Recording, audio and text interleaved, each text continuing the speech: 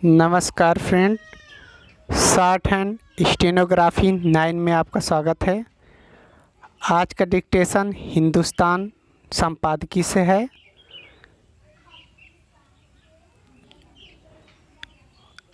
Dictation start होने में 5 second है।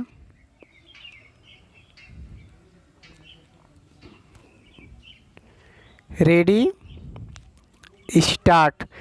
प्राकृतिक के कोप का सिलसिला थमने का नाम नहीं ले रहा।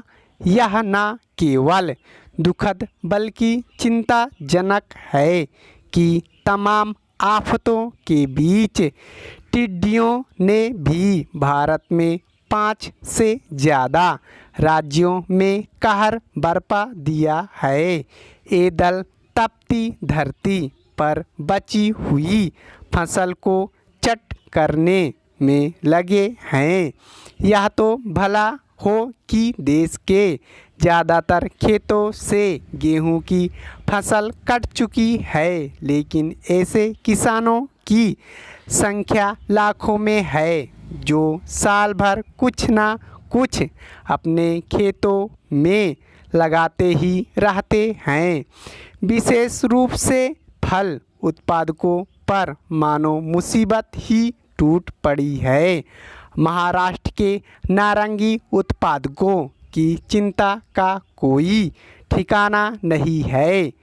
विदर्भ में पड़ने वाले 11 जिलों में अलर्ट जारी है। पंजाब, राजस्थान, महाराष्ट्र, मध्य प्रदेश, उत्तर प्रदेश, छत्तीसगढ़, ओडिशा में भी किसानों को चेताया गया है। प्रभावित राज्यों में गन्ने, आम, सरसों, सौंफ, जीरा, आलू, रत्नजोत जैसी नकदी फसलें टिड्डियों के निशाने पर हैं।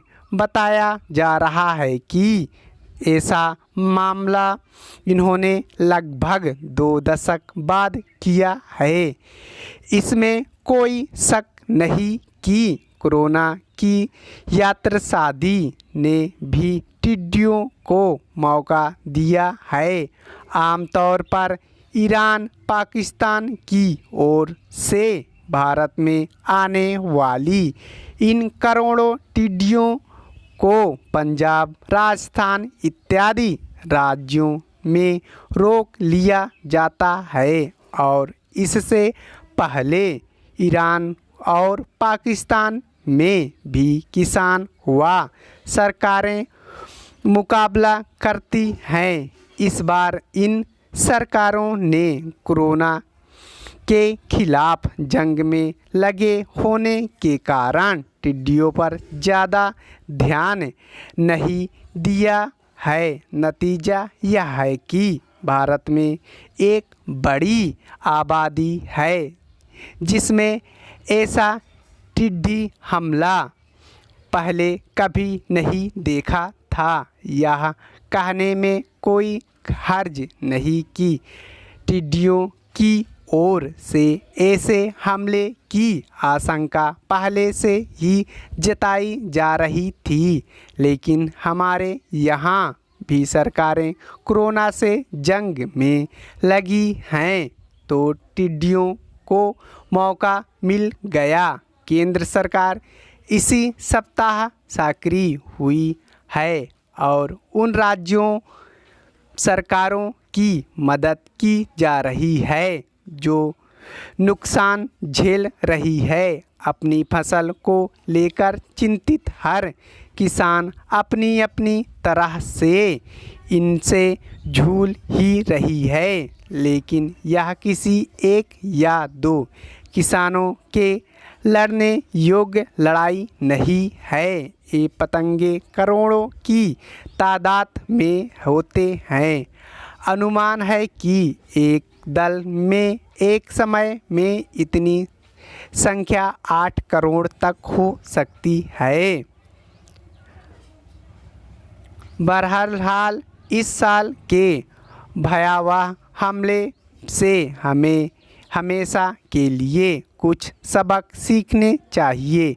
जो 20 से ज़्यादा देश टिड्डियों से हर साल परेशान होते हैं, उन्हें एक समूह या संगठन बनाना चाहिए। इस संगठन में अफ्रीका के गरीब देश भी शामिल हो और एशिया के विकसित देश भी टिड्डियों को उनके मूल प्रजनन स्थानों पर ही रोकना होगा। जो रेगिस्तान इलाके या देश अब नमी से लैस हो गए हैं, उनकी जिम्मेदारी ज़्यादा है।